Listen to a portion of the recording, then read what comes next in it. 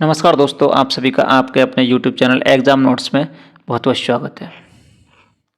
हमारी जो ज्योग्राफी की क्लास चल रही थी, पिछली क्लास में हम भारत का भौतिक विभाजन पढ़ रहे थे, जिसमें भारत के भौतिक विभाजन में हमने देखा था कि जिसके 6 भाग में विभाजित किया था।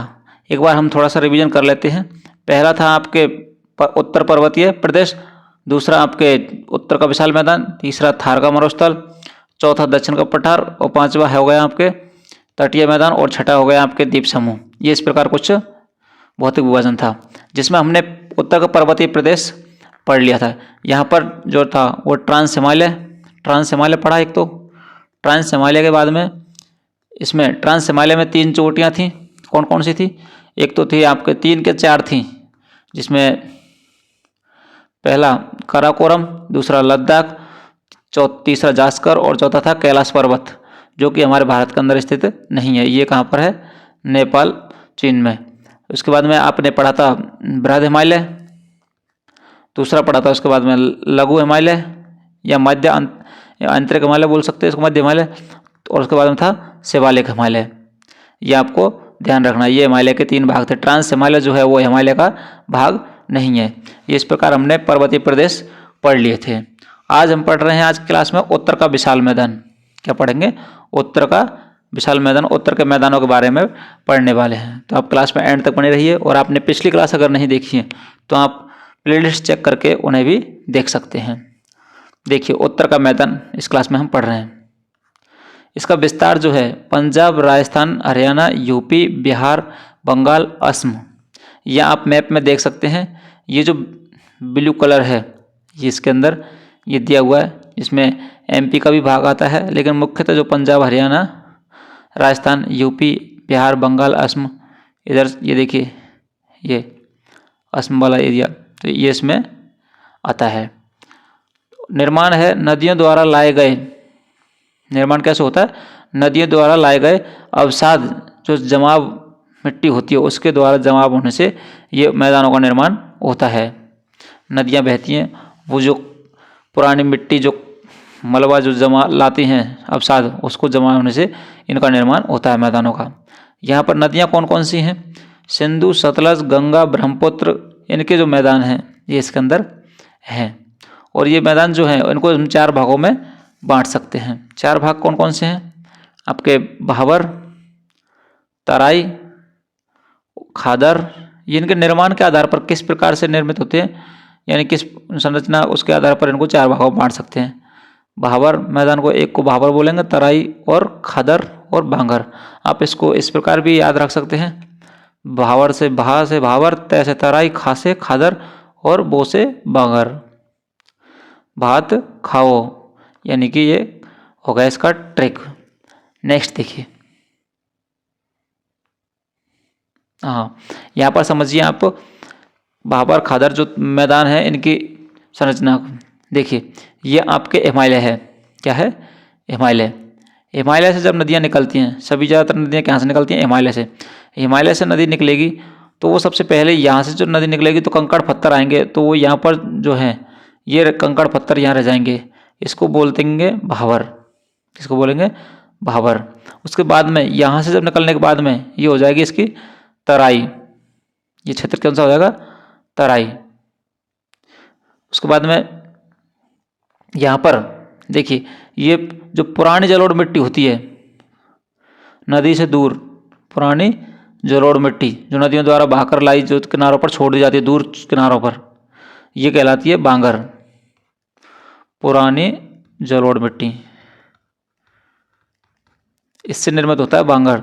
और खादर होता है नई जलोढ़ मिट्टी, बिल्कुल किनारों पर जो है नदी के पास वाला एरिया, ये हो जाएगी इसकी खादर।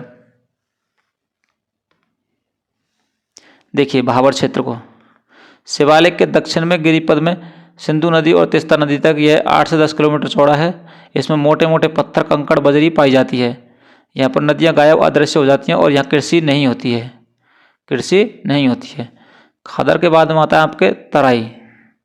भाबर के दक्षिण में पड़ता है। ये किसमें पड़ता है? भाबर के दक्षिण में। सबसे पहले ऊपर हो जाएगा आपके हिमालय, हिमालय के नीचे आएगा क्या? भाबर, यहाँ हो गया आपके हिमालय। उसके जैसे ऊपर से हम नॉर्थ से नीचे आएंगे तो यहाँ इसके दक्षिण में क्या पड़ेगा, तराई पड़ेगा, और तराई के दक्षिण में ये हो जाएगा आपके बांगर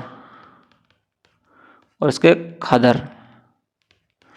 देखिए नम मिट्टी होती है, बारीक कंकड़ होते हैं, चिकनी मिट्टी होती है, नदियाँ बाहर निकल आती हैं और ये 10 से 20 किलोमीटर चौड़ा होता है। यहाँ कृषि की जा सकती है, लेकिन कृषि सिर्फ किसकी होगी, गन्ना और धान की। उसके बाद में आएगा आपके बांगर क्षेत्र। यहाँ पर पुरानी जलोढ़ मिट्टी से निर्मित, क्योंकि यहाँ से जब नदियाँ बहकर आएंगी तो ये मिट्टी लेके आएंगी और इसको साथ में छोड़ देंगी, ये पुरानी जलोढ़ मिट्टी हो जाएगी। इससे निर्मित होता है बांगर। यहाँ बाढ़ नहीं आती है, खादर से कम उपजाऊ होती है और सभी खाद्य फसलों का उत्पादन होता है। खादर की बात की जाए तो इसमें नई जलोढ़ मिट्टी होती है, जहाँ बाढ़ आती है। नदी के पास वाला क्षेत्र होता है ये। कौन सा होता है, नदी के पास वाला, और ये नदी से थोड़ा दूर वाला। सर्वाधिक उपजाऊ क्षेत्र होता है, यहाँ पर खाद्य फसलें गेहूँ, मक्का, जौ, दाल, चावल सभी यहाँ पर उगती हैं। जैसे मान लीजिए ये आपके क्या है, रिवर है, इसमें पानी बह रहा है, तो ये आपके जो इसका जस्ट साइड वाला जो क्षेत्र होगा, जस्ट पास वाला, किनारों वाला, ये हो जाएगा आपके क्या, खादर। क्या हो जाएगा, खादर। लेकिन इससे थोड़ा दूर, इससे थोड़ा दूर ये पुरानी जलोढ़ मिट्टी होगी, ये कहलाएगा आपका बांगर। तो ये आप इसको इस प्रकार थोड़ा समझ सकते हैं, ध्यान रहे। इसमें सिर्फ यही अंतर है कि नई जलोढ़ मिट्टी से है, बनता है नज़दीक खादर, और पुरानी जलोढ़ मिट्टी से होता है ये बांगर। यह समझ सकते हैं इसको। देखिए कि ये हो गया आपके हिमालय। क्या हो गया, ये हिमालय, हिमालय। उसके बाद में ये हो गया आपके भावर। क्या हो गया, भावर, जिसमें कंकड़ पत्थर हैं। उसके बाद में आ गया तराई। ये आपके यहाँ पर आपको फसल दिख रही है, गन्ना और धान की फसल। यहाँ से नदियाँ निकल जाती हैं, नदियाँ निकलती हैं, तो ये नदी है। इसके बाद में ये बाहर की जो जलोढ़ मिट्टी होगी, पुरानी जलोढ़ मिट्टी जो है, ये दूर किनारे पर, ये कहलाएगी आपके बांगर। और ये इसके जस्ट किनारे वाला जो क्षेत्र है, नदी के जस्ट किनारे वाला क्षेत्र, ये हो जाएगा आपके खादर। ये है आपकी नई जलोढ़ मिट्टी। कैसी है, नई जलोढ़ मिट्टी। और ये है आपकी पुरानी जलोढ़ मिट्टी। तो ये आपको ध्यान रखना है। देखिए यहाँ पर ये रिवर नदी हो गई, उसके बाद में खादर, फिर बांगर। नेक्स्ट देखिए, ये आपके थार का मरुस्थल। भारत का मरुस्थल जो है थार का मरुस्थल कहलाता है। थार का मरुस्थल भारत और पाकिस्तान के बीच में फैला हुआ है, भारत और पाकिस्तान में फैला हुआ है। अरावली के पश्चिम में ये राजस्थान में स्थित है। यह आपके अरावली पर्वतमाला है, तो इसके इधर की साइड ये पश्चिम में यहाँ पर ये फैला हुआ है, और ये गर्म मरुस्थल है। भारत का सबसे गर्म जो स्थान है वो है चूरू। चूरू राजस्थान में एक ज़िला है, जैसलमेर अलग ज़िला है। यहाँ पर जैसलमेर, बाड़मेर, बीकानेर, पाली, इधर आपके ये इसका विस्तार है, जहाँ पर आपको रेत के धोरे मिलेंगे, रेत ही रेत देखने को मिलेगी। बिल्कुल गर्म स्थान रहता है। और यहाँ पर मुख्य जो जानवर पालते हैं वो है ऊँट, जिसको रेगिस्तान का जहाज भी बोलते हैं। रेगिस्तान का जहाज ऊँट को बोला जाता है। यहाँ पर रेत के टीलों को धोरे बोला जाता है। क्या बोला जाता है, धोरा। तो ये आपको थोड़ा ध्यान रखना है। सबसे गर्म स्थान कौन सा है आपका, चूरू, जहाँ पर तापमान बहुत अधिक रहता है। नेक्स्ट देखिए, ये आपके मैप में देखिए, यहाँ पर इधर ये है आपके अरावली के पश्चिम में थार का मरुस्थल होगा। ये आपके विंध्याचल पर्वत हो गया, ये सतपुड़ा श्रेणी हो गई, ये छोटा नागपुर का पठार हो गया, ये दक्कन का पठार हो गया, नीलगिरी अनाईमुड़ी की पहाड़ियाँ हो गई, ये पश्चिमी घाट, और इधर ये पूर्वी घाट। देखिए भारत प्रायद्वीपीय पठार। अब पढ़ने वाले हम इंडिया पेनिनसुलर प्लेट्यू, यानी कि प्रायद्वीपीय पठार। 300 मीटर दूरी से देखा जा सके ऐसा पर्वतीय क्षेत्र, या कहें इसको एक छतनुमा क्षेत्र, ये पठार कहलाता है। जमीन से ऊपर उठा हुआ समतल भाग। देखिए पहाड़ जो हैं, पहाड़ और चोटी वो कुछ इस तरीका के पीक लिए हुए होंगे, लेकिन एक जैसे ये आपके धरातल है, मान लीजिए ये धरातल है, इससे ऊपर उठा हुआ एक कुछ इस प्रकार का समतल भाग जो होगा ये कहलाएगा पठार। और ये जो कुछ इस प्रकार की होंगी ये कहलाएंगी आपकी पहाड़ और चोटियाँ। ये आपको ध्यान रखना है।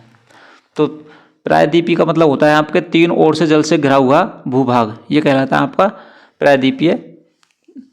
अब देखिए प्रायद्वीपीय जो भारत है वो कहाँ से कहाँ तक है, जहाँ से समुद्र से लगा हुआ है। इधर गुजरात से लेकर के ये आपके हो गया पश्चिमी तट, इधर ये पूर्वी तट, इधर उड़ीसा और ये वेस्ट बंगाल इधर।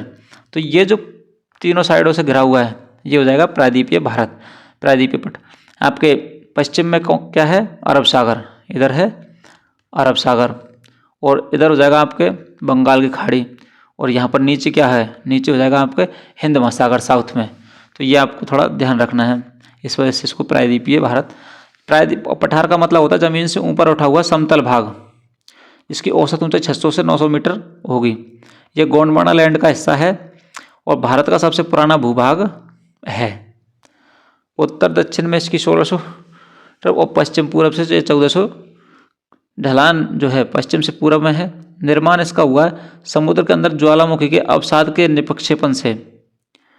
आर्कियन युग की आग्नेय चट्टानों से इसका निर्माण हुआ है। इसका जो विस्तार है ये कहाँ कहाँ पर है, दक्षिण पूर्वी राजस्थान में है, झारखंड में है, पश्चिमी आंध्र प्रदेश में है, मध्य प्रदेश में है, उड़ीसा में है, तमिलनाडु में है, छत्तीसगढ़, महाराष्ट्र और कर्नाटक, इन स्टेट में इसका विस्तार है। यहाँ अगर मैप में देखें तो ये हो गया बुंदेलखंड पठार, ये बघेलखंड पठार, और मालवा का पठार, दक्कन का पठार, कर्नाटक का पठार, तेलंगाना पठार, दंडकारण्य पठार, छोटा नागपुर का पठार और ये शिलांग पठार। प्रायद्वीपीय पठार के भाग देखिए कौन कौन से हैं। मालवा का पठार, छोटा नागपुर का पठार, बुंदेलखंड का पठार, बघेलखंड का पठार, छोटा नागपुर का पठार, दंडकारण्य का पठार और अरावली पर्वत। ये मालवा पठार कहाँ पर है, अरावली पर्वत, छोटा विंध्यन पर्वत, सतपुड़ा पर्वत, पश्चिमी घाट और ये पूर्वी घाट। दंडकारण्य पठार महाराष्ट्र, छत्तीसगढ़, तमिलनाडु, ये हो गया आपके तेलंगाना और आंध्र प्रदेश और उड़ीसा, इन नदी में फैला हुआ है। इंद्रावती नदी बस्तर, छत्तीसगढ़ की जीवन रेखा कहलाती है। दक्कन का पठार, कर्नाटक का पठार और तेलंगाना का पठार। अगर गुजरात की पहाड़ियों की बात की जाए तो गुजरात की पहाड़ियाँ कौन कौन सी हो जाएंगी, कच्छ, माडम, बर्दा, गिरनार, गिर पहाड़ी। ये आपके नॉर्थ से साउथ, उत्तर से दक्षिण इनका क्रम है। महाराष्ट्र की पहाड़ियों की बात की जाए तो ये आपके अजंता की पहाड़ी, बालाघाट, गाविलगढ़, सतमाला, हरिश्चंद्र पहाड़ी। हमने आप पहले भी आपके पहाड़ी और चोटियाँ पढ़ दी मुख्य मुख्य, ये तो इसको देख लीजिए। यह देखिए ये आपका ट्रांस हिमालय हो गया, जिसमें आपके 3 श्रेणी थी, कौन कौन सी थी, काराकोरम, उसके बाद में आपके दूसरा आती है लद्दाख और तीसरी जास्कर। ये आपके भारत में तीनों श्रेणियाँ, पर्वत श्रेणियाँ पाई जाती हैं। ट्रांस हिमालय हिमालय का भाग नहीं है। महान हिमालय, यहाँ बृहद हिमालय, मध्य हिमालय और शिवालिक हिमालय, ये तीनों जो हैं ये हिमालय के भाग हैं। ये आपके अरावली पर्वतमाला जो कि राजस्थान के से गुजरती है। इसके पश्चिम में क्या है, मरुस्थल है। ये आपके विंध्य श्रेणी हो गई, ये मैकाल श्रेणी और ये सतपुड़ा श्रेणी। ये आपके पश्चिमी घाट हो गया, ये आपके पूर्वी घाट हो गया। यहाँ पर प्रायद्वीपीय भारत के पठार दिए हुए हैं। बुंदेलखंड का पठार, मालवा का पठार, छोटा नागपुर का पठार, बघेलखंड का पठार, दक्कन का पठार, तेलंगाना पठार और कर्नाटक का पठार। ये आपके शिलांग का पठार, ये दंडकारण्य पठार। तो ये पठारों के मैप में दिया हुआ है, आप इनको देख सकते हैं। नेक्स्ट देखो मालवा का पठार। मालवा का पठार जो है जिसका विस्तार है आपके राजस्थान, गुजरात और मध्य प्रदेश में। ये आपके मालवा का पठार हो गया ग्रीन वाला। यहाँ पर इसका निर्माण जो है लावा और काली मिट्टी से होता है। बैसाल्ट चट्टान है, काली मिट्टी, कपासी मिट्टी, इसमें कपास का उत्पादन अच्छा होता है। काली मिट्टी कपास के लिए उपयोगी होती है, उपजाऊ रहती है। अरावली विंध्य पर्वत के बीच में स्थित है। किस किस के बीच में स्थित है ये? अरावली और विंध्य पर्वत के। ढलान जो इसका उत्तर पूर्व में है। नदियाँ यहाँ से चंबल, सिंध और बेतवा, कैन, यमुना की सहायक नदियाँ हैं, ये निकलती हैं। बुंदेलखंड का पठार, ये इसका विस्तार यूपी और एमपी में है। बघेलखंड का पठार, ये यूपी, एमपी और छत्तीसगढ़ में इसका विस्तार है। ये आप इसको मैप में देख सकते हैं। नेक्स्ट देखो, छोटा नागपुर का पठार, जिसका विस्तार है झारखंड, छत्तीसगढ़, उड़ीसा और वेस्ट बंगाल। यहाँ पर खनिज अधिक होते हैं, जिसमें कोयला है। भारत का रूर प्रदेश जिसको कहा जाता है। किसको कहा जाता है? छोटा नागपुर को, के पठार को। इसमें 3 पहाड़ियाँ हैं, रांची का पठार, हजारीबाग का पठार, कोडरमा का पठार। ये देखिए दामोदर नदी हो गई, इसमें रांची का पठार और हजारी पठार। ये आपके पारसनाथ चोटी 1365 मीटर, छोटे नागपुर पठार की सबसे ऊंची चोटी है ये पारसनाथ चोटी। कोडरमा का पठार जादूगोड़ा की खान, सिंहभूमि जिला झारखंड में स्थित यूरेनियम की खान। दामोदर नदी भ्रंश घाटी में बहती है। देखिए मेघालय का पठार, जिसका विस्तार है राजमहल की पहाड़ियों झारखंड तक। इसका अन्य नाम है सलांग का पठार और ये प्रायद्वीपीय भारत का भाग है, जिसमें 5 पहाड़ियाँ आती हैं। कौन कौन सी पहाड़ियाँ? गारो, खासी, जयंतिया, ये मेघालय के अंदर हैं तीनों। और ये मिकिर और रेगमा, ये दोनों कहाँ पर हैं? असम के अंदर। यानी मेघालय के पठार के अंदर 5 पहाड़ियाँ आती हैं, जिनमें 3 मेघालय में और 2 असम में। मेघालय की राजधानी शिलोंग और चेरापूंजी मनसीराम खासी पहाड़ियों पर ही है।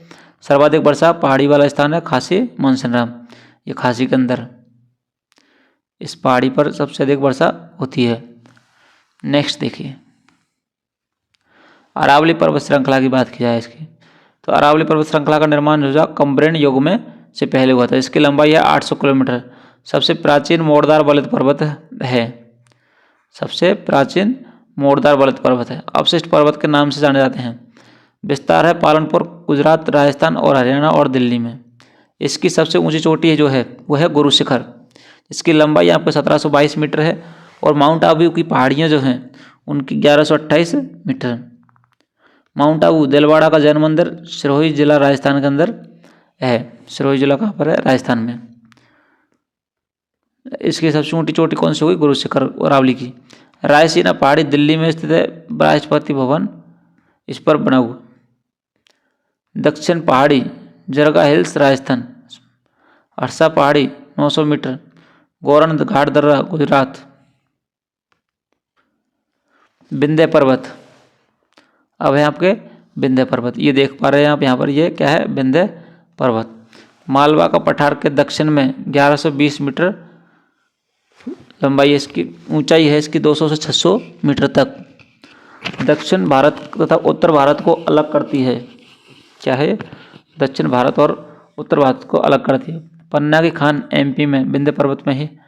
निर्माण है बलुआ पत्थर, क्वार्टराइज पत्थर से, और इस विस्तार जो है इसका खंभात की खाड़ी गुजरात में। एमपी, यूपी, बिहार, उड़ीसा, सोनभद्र तक है। नेक्स्ट देखिए, सतपड़ा पर्वत, यह भ्रंश पर्वत है। कैसा है? Block mountain. ये भ्रंश पर्वत का एक उदाहरण है। इसके अंतर्गत 3 पहाड़ियाँ आती हैं, राजपीपला, महादेवी पहाड़ी, मैकाल पहाड़ी। राजपीपला पहाड़ी जो है ये गुजरात में पड़ती है, गुजरात और एमपी में, और महादेवी एमपी में, मैकाल भी एमपी में स्थित है। सतपड़ा पर्वत और मध्य प्रदेश दोनों की सबसे ऊंची चोटी धूपगढ़। धूपगढ़ की ऊंचाई है 1350 मीटर। सतपड़ा पर्वत के उत्तर में नर्मदा नदी और सतपड़ा पर्वत के दक्षिण में ताप्ती नदी बहती है।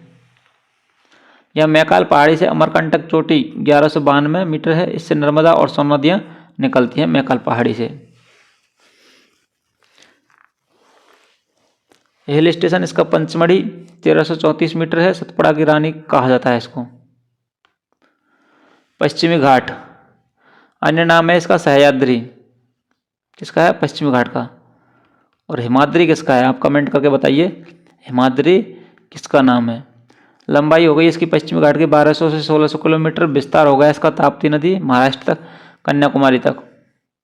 और उत्तर में चौड़ाई इसकी 50 किलोमीटर और दक्षिण में चौड़ाई इसकी 80 किलोमीटर। ऊंचाई है इसकी 1000 किलोमीटर। विस्तार जो है इसका गुजरात, महाराष्ट्र और गोवा, कर्नाटक, केरल, तमिलनाडु तक है। प्रमुख चोटियाँ महाबलेश्वरम जिसमें 1450 मीटर महाराष्ट्र और कृष्णा नदी निकलती है। ब्रह्मगिरी इसकी हाइट है 1450 मीटर, कर्नाटक में है। कावेरी नदी यहाँ से निकलती है। यहाँ देखिए मैप में, ये गुजरात गिर पहाड़ी यहाँ पर है। उत्तरी सह्याद्री सर्वोच्च शिखर और कलसुबाई शिखर 1646 मीटर। यहाँ पर दक्षिणी सह्याद्री इसकी सर्वोच्च शिखर है कोमद्रुक 1894 मीटर। दूसरा पुष्पगिरी 1714 मीटर। अनाईमुड़ी केरल जिसकी 2695 मीटर इसकी ऊंचाई है। अनाईमुड़ी की पहाड़ियाँ पश्चिमी घाट और दक्षिण भारत की सबसे ऊंची चोटी है अनाईमुड़ी की पहाड़ी। कोर्डेमम पहाड़ी केरल में, इलायची की पहाड़ी भी इन्हें कहा जाता है केरल में। और केरल को मसालों का उद्यान कहा जाता है। क्या कहा जाता है? मसालों का उद्यान।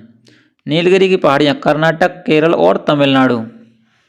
इसकी नीलगिरी की पहाड़ियाँ, ये पश्चिमी घाट और पूर्वी घाट यहीं पर मिलते हैं। नीलगिरी की पहाड़ियों पर मिलते हैं पश्चिमी घाट और पूर्वी घाट।